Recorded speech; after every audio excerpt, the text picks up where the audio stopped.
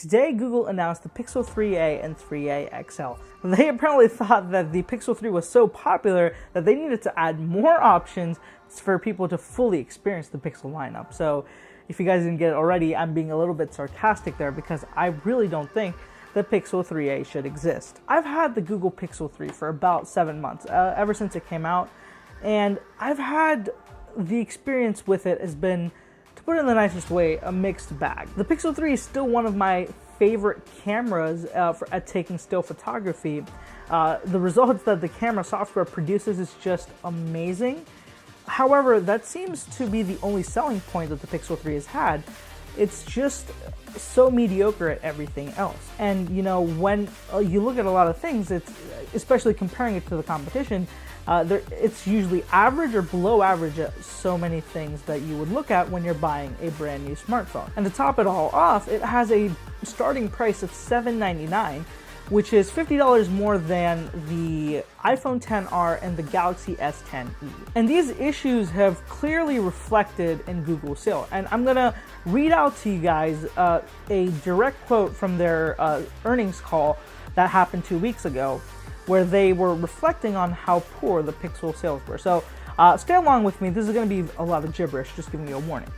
Hardware results reflect lower year-on-year sales of the Pixel, reflecting in part heavy promotional activity industry-wide given some of the recent pressures in the premium smartphone market, which is honestly just a very polished way of saying that the competition has outshined the Pixel line. So Google, being Google, in their infinite wisdom, decided that instead of making the existing phone cheaper to appeal to more people, they'll just make a whole other phone that will serve the budget class to kind of recover some of the ground they've lost in the, with the competition. And now this is how we have got the Pixel 3a and 3a XL, which I'm also going to say are the stupidest names Google could have come up with. It's such a lazy attempt at giving a product a name. And I'm not even the most creative person, but I could have easily come up with a better name than 3a and 3a XL. The biggest issue I have with it is because this is just going to confuse people even more. The phones already look so similar to each other. When you tell someone you want a Pixel 3, do you mean a Pixel 3a, 3a XL? Do you mean a Pixel 3 or a Pixel 3 XL? It's too difficult to track what you're asking for, and a normal average consumer is going to have a lot of time understanding which phone is which, and that's a very dumb decision on Google's part. It's like they did no market research for that. So moving on, the phones start at $399 for the 5.6-inch model and $479 for the 6-inch model. Now, I actually shouldn't say starting at because that is the price. There are no other options. It's either $399 or $479. So both of these have OLED screens that are FHD+, which means they are 2K displays. The smaller Pixel 3a does have a slightly higher resolution and a slightly higher PPI, but you probably won't be able to notice. It's just a very minor difference. For this price, 2K displays are very impressive, that too OLED. Now, however, with Google's track record of displays, I am going to remain skeptical about the quality until I get one in my hands. The Pixel 2, while being a flagship, still had very poor displays, and I'm not sure if Google has learned their lesson from that or if they're just going to go buy some cheap OLED displays to put into this phone. We'll see when it comes out, but for me, this is going to be something where it could be good, it could be bad, but I'm going to reserve judgment until I've seen one and I've used one for a little bit. Moving on, let's talk about those cameras. The cameras are surprisingly the same ones from the Pixel 3. It has the same 12.2 megapixel shooter on the back. It does share the same primary camera on the front.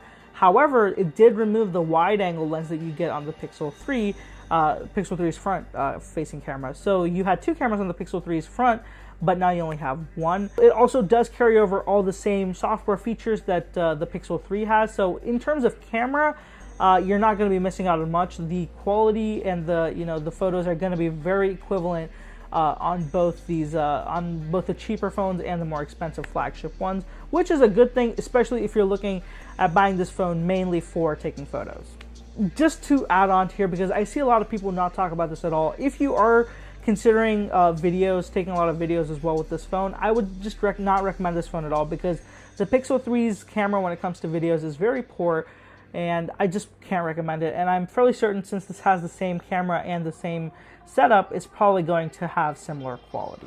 Moving on, let's talk about some more specs, and this phone comes with a Snapdragon 670 and 4 gigs of RAM, which is a cause for concern to me because the Snapdragon 845, which the current Google Pixel 3 has, suffers from a lot of issues with performance. Even though it is a much more powerful chipset, it just seems not to be able to keep up with what Google's throwing at it. And I say this from experience. The Pixel 3 usage has taught me it just seems like they have a lot of issues that relate to inconsistency in performance. They can't keep apps open, and it's just not a very stable and smooth experience every time you use the phone. There's dropped frames, there's a lot of issues when it comes to just using the phone on a normal basis with things you don't expect with a $800 flagship smartphone, especially from the company that makes the software in the first place. And the same can be said about the battery life of this phone. The battery life is average on its best day on the Pixel 3 and below average on most days. And the 3A claims to have up to 30 hours of usage, up to 30 hours, they say. And I'm gonna call bullshit on that right now because I don't believe it. The 3 has very, very subpar battery life, and I don't know how you're gonna manage to make that a lot better. Maybe the smaller chipset is going to give you a little bit more efficiency, but I just don't see you going up to be a very powerful smartphone when it comes to battery consumption. The normal Pixel 3 and the 3A don't have that much of a difference in their battery. The normal 3 has a 2,915 milliamp hour battery, while the 3A has a 3,000 milliamp hour battery. So I don't think you're going to see a big difference in battery life, probably 10% at most, and that too I'm being on the generous side. Speaking on the topic of the battery, the 3A and 3A XL still do come with the same 18-watt fast charger in the box. However, they have dropped support for wireless charging, and this really disappoints me because I've found wireless charging to be very convenient. It's very easy, and I just think that it's a more organized way to charge your phone. The fact that Pixel seems to be, moving back and forth with a lot of this technology really doesn't make sense. Wireless charging is not a very expensive thing to add. Just go search how much a coil costs. Even if you buy like a single coil, it only costs $5 or $6. So if you're ordering coils by the thousands, it's probably going to cost you $1 or $2 at most. So I don't see why that was a cost-cutting maneuver they had to go for, since they already have it for the Pixel 3. It seems like they're taking away features on purpose to differentiate it from the Pixel, the normal Pixel lineup, to make it a budget phone, so people actually have reasons to buy the more expensive one. And while Google has removed wireless charging, they decided it was a smart idea to put the headphone jack back in their phone. And I find this super hypocritical because Google removed it on the Pixel 2 way back in 2017. It's almost been 2.5 years since you've removed the headphone jack, but all of a sudden you're going to go back and say, no, we think that it's a good idea to have it on our phone. It's so hypocritical. It's just like they can't commit to anything. It's like Google is throwing everything they have at the wall and just hoping something sticks so that they can build up onto it. And that's just not cool. I don't like it. It's just more annoying, and it makes the lineup more inconsistent and difficult to explain to people. And that's a big thing that I think is going to come up when people are looking at buying the 3A and the 3. And with all that being said, I still think that the Pixel 3A isn't a good option. A lot of people I've heard saying it's a good option. I don't think so. If you want the Pixel 3A, I say that the main thing you have to be looking at is having an excellent camera for still photography, not an excellent camera all around. So if you're looking at having the best camera to take photos, or you're just looking to buy a phone that will have the best photos and you'll have some other phone, I think the 3A could work for you in that situation. However, if you want a good all-around device that will serve you for a few years to come, I just can't recommend this device. The Pixel 3 line has been on sale multiple times throughout its 7 months on the market, and it just seems like it won't hold its value, and I'm pretty sure this one won't either. However, I do say that if this phone gets a discount, which is highly likely, and it's around $300, the case is a little different. I could just, be like, okay, the lowered performance could be worth it just for the camera. But again, I don't think everything can be ignored just because you have a good camera. It's just that there's a lot of other choices out there that could be made compared to the Pixel 3 and 3 XL. I'm sorry, the Pixel 3a and 3a XL. See, even I'm getting confused now, and this is all I think about all day. So even though I know tech so much, the naming is confusing me. So I'm so sorry about that. So I do think that for now there are better options. If the phone changes in price, I'll come back to you maybe with another video and talk about it. But I'm just gonna throw in some links down in the description below for you guys to check out that are in and around the price of the Pixel 3a and 3a XL, which I think are better value for your money and better all-around phones for a longer term usage compared to these two.